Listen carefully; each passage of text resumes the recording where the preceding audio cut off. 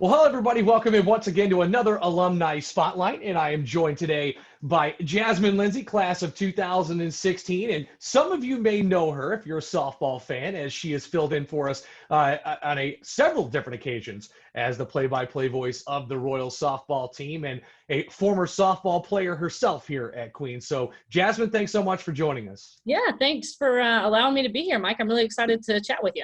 Absolutely. And, it's funny, we both work at Queens, as you are now the Senior Assistant Director of Traditional Undergrad Admissions. And it's always funny that for the people that we work together, but we can't be in the same room. So it's nice to be able to communicate like this at least. Yes, exactly. And you got the nice Levine Center background behind you. If it's real or fake, I don't know, but it looks good. Well, the picture is real, but it's it's a little more noisy in the gym other than that. So, let's start with the back in the day, if you will. And I'm not trying to date you by any means. You only started here in 2013 when you became a student. But, what first got you interested in Queens and how did you end up here on campus? Yeah, absolutely. So my high school softball coach was an alum of Queens as well. Okay. And so she had played softball at Queens and was still connected to the community. And we had, at the time, one of the assistant Queens coaches came out to some of our high school practices and was helping out in the off season, doing some pitching for us and throwing BP and things like that. And so she got interested in me, I think, in that way, seeing me play in high school ball and said, hey, would you be interested in checking out Queens? And I said, well, of course, if we're talking about playing softball in college, that's what I want to do. And so I came to visit Queens, and it was, I think, a dreary day. It was rainy the first time on campus, and I thought, well, if it's this nice and beautiful when it's raining, I bet it's pretty cool the rest of the time too. And just was really impressed with the team and the coaches and all that Queens had to offer, even outside of athletics. And so it wasn't until my senior year of high school that I found it, but I'm so grateful that I did, and it was a really great experience. Well, it's funny you say that because as someone who's been around Charlotte a lot in my life, I knew of Queens, but didn't really know of it. And it was the same thing, funny enough, first day on campus when I started here. It was pouring down rain, but I said, it's beautiful out right now. It's got to be beautiful for the rest of the time. Exactly. So. That's right. What were your initial impressions when you first got here as a student? How did you feel walking on campus as a newly admitted student, and what kind of stuck out to you most right off the bat? Yeah, I think what stuck out to me, and it's something that continued on throughout my entire time at Queens, was the support system that I had on campus. It started from the time that I walked onto Queens first as an admitted student. I walked over to the admissions office and needed some help getting somewhere. I think I had to drop off some paperwork. And whoever was in the admissions office, her name's Brandy, actually, she used to work here, and she said, well, I'll just take you over there. I'll just take time out of my day to walk you over there. And I think that was an example of what I experienced for the next 4 years as a student here, was that even when I was maybe focused on, like a lot of athletes are, softball was on the top of my mind always. I had professors, I had coaches, teammates, peers, mentors, supervisors that were focused on my development, not only as an athlete, but as a student and as a person and as a professional. And so, I always felt like that when there was something going on and I needed help, there was somebody right there for me every time I needed it. Well, and you mentioned it. I know that's been a theme really of talking to the alumni of this school. And one of those things being is that it is such a support system, both when you're on campus and well after you leave. Absolutely. And obviously that's brought you back to campus on a daily basis. So let's talk about your playing career a little bit with the sport of softball. Sure. You're a third base combo. And I don't know if you know this, but you're sixth all time in lowest stolen base against percentage. And you're tied for second all time in fewest pass balls. So, I mean, that's, as a catcher, you really can't ask for much more. Right? I had a lot of good catchers that I played with that showed me a lot of great things. And, my stats don't stack up against the best of them, I wouldn't say. I think I learned from a lot of great players and, spent some time behind the plate. And I think people, maybe runners, were just hesitant on the bases or something. Maybe that's why I have few stolen bases. But, people like Emily Polton and Brittany Harrell and Abby Lathan, catchers that I played with who are older and younger than me that I learned so much from, allowed me, I think, to hopefully be the best on the field that I could be, coaches and all of that helped me along the way to get there. it's always nice when you can learn from both players that are older and younger than you. I Yes. mean, that's kind of a cool combination. Yeah. You had a big year your senior year, 33 hits, 19 RBIs. Can you tell us a little bit about what it was like to be a Royal on that team and for the coaching staff and this athletic department? Right, absolutely. So my freshman year was our final year in Conference Carolinas at the time. So we played in Conference Carolinas. We did well that year in conference. I was injured that year and didn't have, I redshirted actually my freshman year. And then my sophomore and junior year were our first 2 years in the South Atlantic Conference, which obviously, we're in now. And so it was a transition for sure. Our my sophomore and junior year was a transition, and we were fighting to get traction in the conference. And then we kind of figured it out my senior year. I think we clicked. We had a bunch of returners. We had a more senior team. We had a new assistant coach at the time, Christine Roser, who now is the head coach at Mars Hill, who did a lot for us offensively. She's an incredible hitting coach, and I credit her to the success that I had my senior year with hitting and things like that. But, not only her, but the team that we had just kind of figured it out. We knew what we were coming up against. We had faced pitchers in the conference before. We knew what to expect. We knew that we had to be on top of it defensively because the South Atlantic Conference, at least at the time, was such an offensive powerhouse. You could throw any pitcher up there and teams could knock them around a little bit. And so we had to be on our game defensively, and we had to combat their offense in addition with our offense, and Coach Roser did a lot of that. So, and I think we had a lot of seniors. I think we had 6 seniors on that squad, including myself, that we felt like we had a lot of experience under our belt at Queens, and that we could really lead the team that we had. And we had 6, leaders. There was not, of the 6 of us, there was not one that you thought, well, they can't, do much, or they're sitting back and relaxing. It was 6 leaders in the senior class that were doing a lot of work. Well, and obviously your leadership did something, because just a couple of years later is one of the best seasons. And that was that freshman sophomore class that was learning under your tutelage. And like you said, you guys had a big year in 2016, and they kind of continue that on over the next couple of years. So, in terms of, what were some of the biggest lessons you learned from playing the sport of softball? And I guess the other side of that is, how have you applied those in terms of moving on into the professional world? I know it's not professional softball, but you can still learn things on and off the field and from teammates to move on into your professional life. Absolutely. Yeah.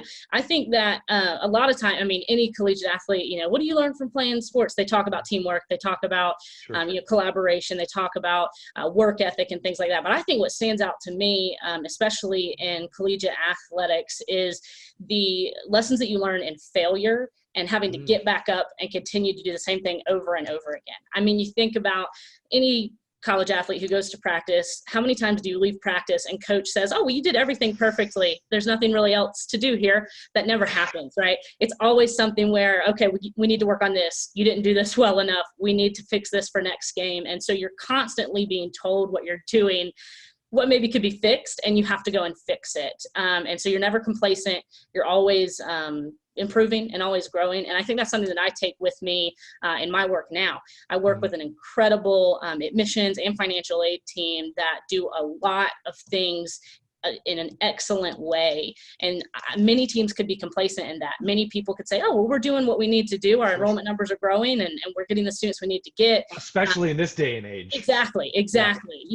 But we're coming from a perspective, and I think I'm coming from a perspective because of what I learned at Queens on the softball field, is that's not good enough.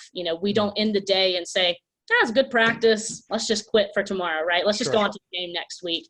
It's let's come back tomorrow and let's work harder on something else. And so I've taken that with me.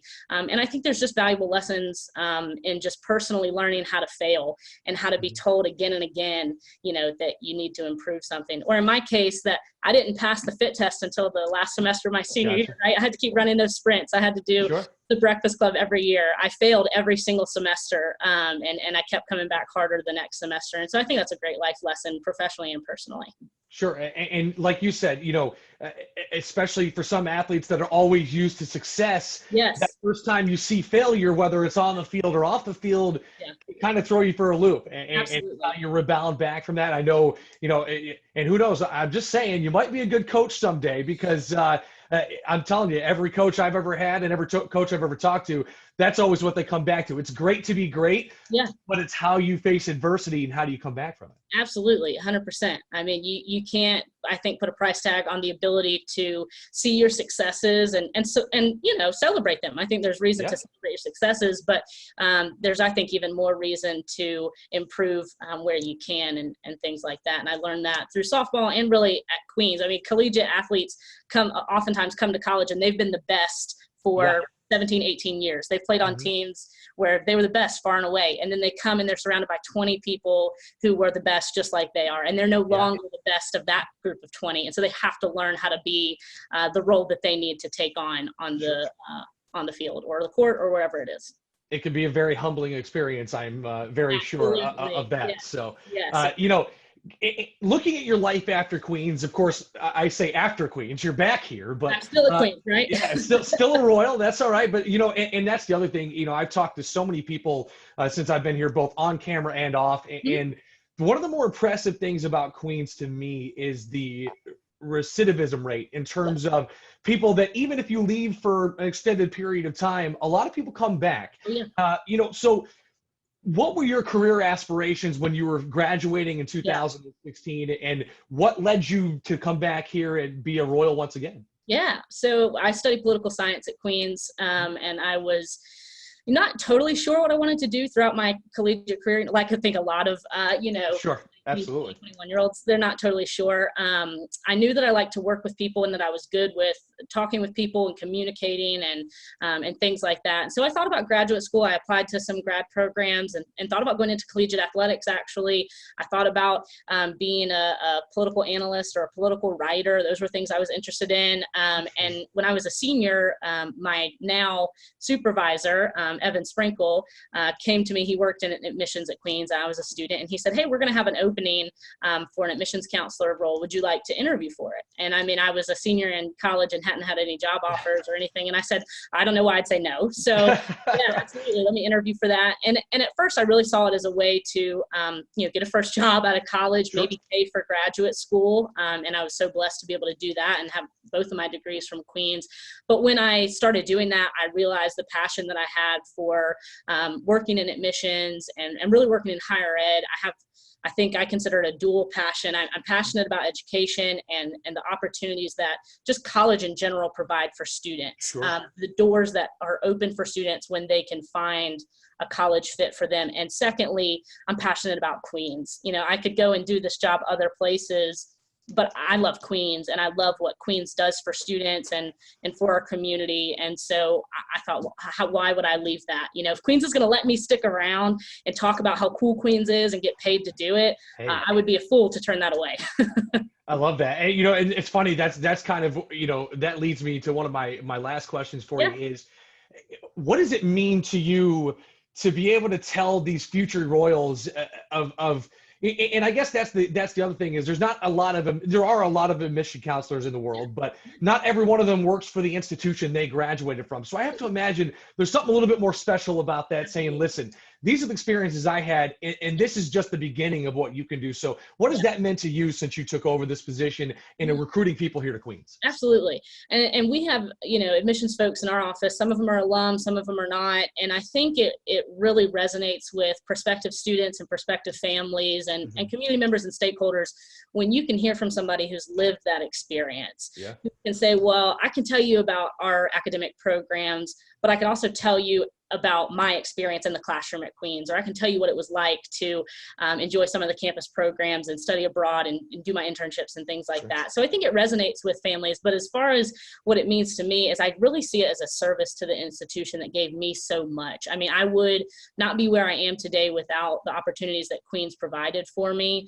And so I think I owe a lot to Queens. I know I owe a lot to Queens. And if I can be the smallest part of bringing in a decent class and making sure that our institution continues to thrive, then I see it really as a service to Queens. If I could pay back all the money that I was given, then I would do that. But I can certainly give my time and effort to help us get here. And it means so much to me that I get to play just a small part of that and on a great, great team at Queens. Well, and of course, one of the foundations of the education here at Queens is the acts of service Yeah. and being a productive member of your community and stuff like that. And like you said, I mean, you have turned yourself into a very productive member of this community and beyond. And of course, I will say, as a director of broadcasting here, it is an absolute dream to know that I have somebody that I can throw on a microphone that is so well versed in both Queens softball, and you do a fantastic job, not just there, but I feel like that's just a microcosm of the work you do here for Queens. So thank you so much. Thank you. Anytime that I get to force people to listen to me and get to speak into a microphone and I get to watch sports, that's a great day. So I'm all about it. Hey, listen, I'm just saying there's always openings for you here in the athletics department. I don't want to pry you away from a mission. So